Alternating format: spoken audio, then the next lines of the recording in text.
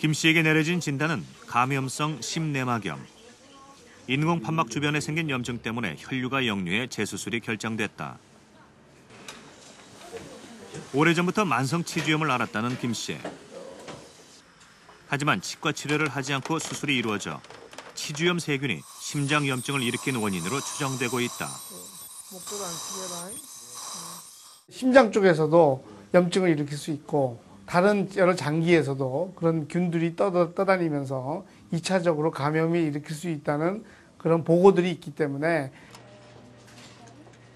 그렇다면 입속에 있는 어떤 세균들이 심내막염을 일으키는 것일까? 포도상구균은 그 원인균 중에 하나다. 입속에 있을 때는 평범한 세균에 불과하지만 일단 혈액으로 들어가 다른 장기로 전이되면 심각한 병을 일으킬 수 있다.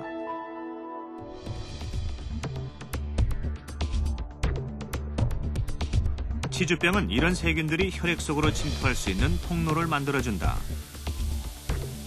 잇몸 염증으로 생긴 상처를 통해 몸속 혈관으로 들어간 세균은 주로 심장의 인공판막 주변에서 염증을 일으키는데 이것이 감염성 심내막염이다. 감염성 심내막염으로 병원을 찾는 환자들을 조사를 해보면 치과적 치료를 최근 한 3개월 내에 받은 환자분들이 약 40에서 50% 정도 가깝습니다. 그래서 저희가 이 구강 내에 존재하는 균이 이런 치명적인 감염성 심내막염의 원인이라고 생각하고 있습니다. 12년 전 심장 수술을 받은 뒤부터 심각한 치주염에 시달리고 있다는 김중식 씨. 음식을 제대로 씹을 수 없어 죽을 오물거리다 삼켜야 할 정도로 잇몸 상태가 좋지 않다. 심장 수술하기 전에는 웬만한 나무 가지고 부드러운 철사 같은 것도 이불로 뚝뚝 자르고 그런 경우였었거든요. 그런 식으로 굉장히 튼튼했었는데 그러고 나서 이제 치아가 그렇게 들떠버리니까 이제 그러니까 생각이 심장 수술 때문에 그렇게 된가 보다 이렇게 생각할 수밖에 없죠. 당시 심장 혈관이 막힌 김 씨는 관상동맥 우회 수술을 받았다. 심장 혈관이 여기서부터 이렇게 쭉 연결돼서 이렇게 나가야 되는데 자세히 보시면 이 부분이 끊어져 있습니다. 이 부분이 그렇다면은 동맥경화로 막히거나 혈전으로 막혔다는 것을 의미하는 것이거든요. 잇몸에 대한 진단 결과 치조골이 많이 소실돼 6개 정도의 치아는 뽑아야 할 정도로 심각했다. 그렇다면 김 씨의 치주염과 심장 수술의 원인이 된 동맥경화 사이에는 어떤 관계가 있을까? 심장 혈관의 동맥경화가 더 많이 진행되든지 아니면은 또 심장 혈관에 혈전이 잘 생긴다든가 그리고 동맥경화가 파열되는 확률이 높아지는 것으로 되어 있는데요. 그런 환자인 경우에는 치과 질환을 갖고 있는 경우가 더 많은 것으로 나와 있었습니다. 고려대 안산병원. 혈압약은 좀 잘 드시고 계시고요. 심장내과의 김성환 교수는 치과와 공동으로 치주 질환이 동맥경화에 미치는 영향을 연구하고 있다. 연구 방법은 치주병이 있는 환자의 경동맥 중막내막 두께를 측정해 동맥경화가 있는지 확인하는 것이다.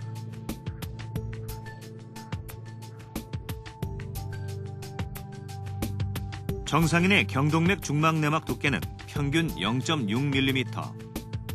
이보다 두껍다면 동맥경화를 의심할 수 있다.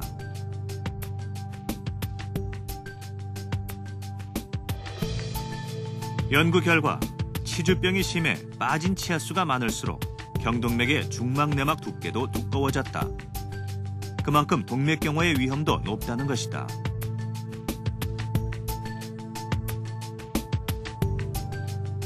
치주병 원인균들이 혈관으로 침투해 혈관벽을 손상시키면 면역세포들은 이들과 맞서 싸운다.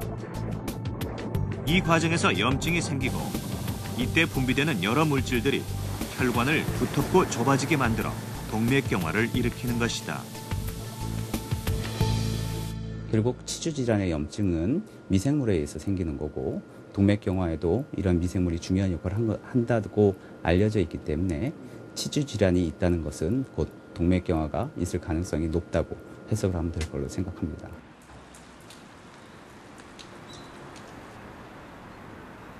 지난 겨울 내내 108배 수련에 빠져 살았다는 심화진 씨는 8년째 당뇨를 앓고 있다.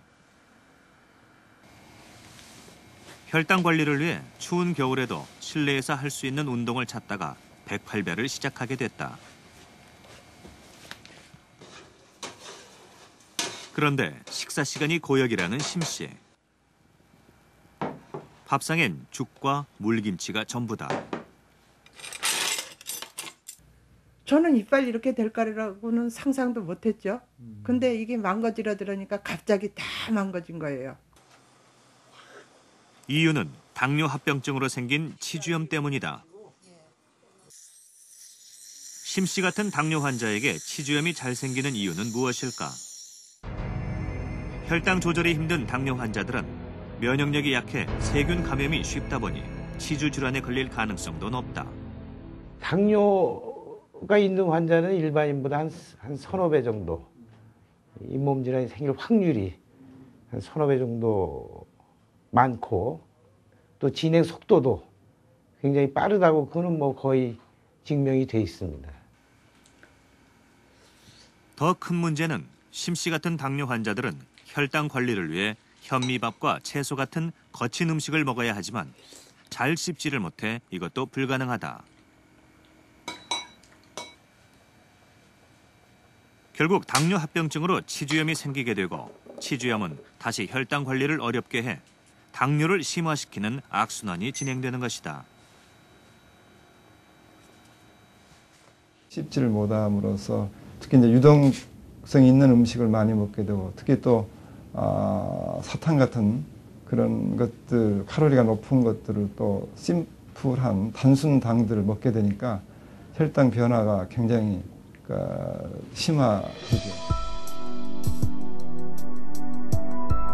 그래서 미국 뉴욕대학 연구진들은 치주염 환자들에게 당뇨병 검진을 권고한다. 치주염 환자의 93.4%가 당뇨병 고위험군으로 판명됐기 때문이다.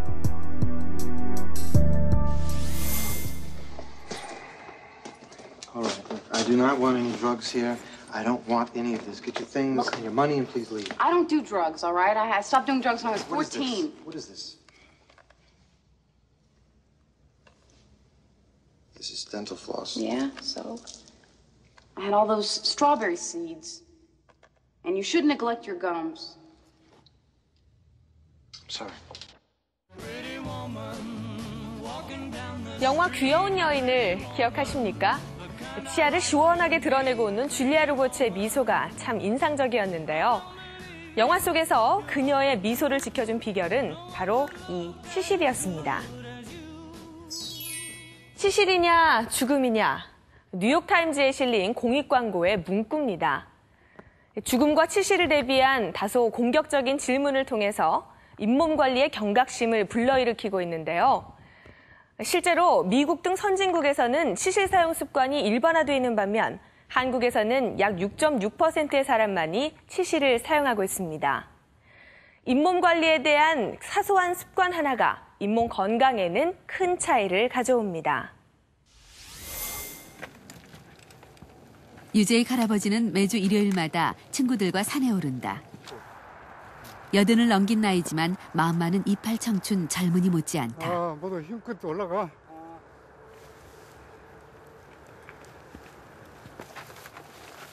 한참을 오른 후 간식 시간에 할아버지가 꺼내든 것은 사과. 초콜릿? 그대로 와. 아삭아삭 단단한 사과를 베어 무는데 치아 역시 마음만큼 젊다. 뭐 밥을 먹는다든가 또는 질긴 고기를 씹어 먹는다든가 하는데 전혀 지장이 없습니다. 1년 전 만성 치주염으로 왼쪽 어금니를 빼고 임플란트를 생각했던 할아버지는 잇몸 치료로 혈관과 치조골이 되살아나 자연 치아를 보존했다. 자기 치아가 가지고 있는 장점이라는 것은 주변의 치주인대입니다. 그러니까 자기 치아 주변에 혈관과 신경을 공급을 하게 됩니다. 신경이 존재한다는 것은 염증이 생겼을 때 초기부터 그 사인을 환자분한테 스스로 알려주게끔 되어 있습니다. 그런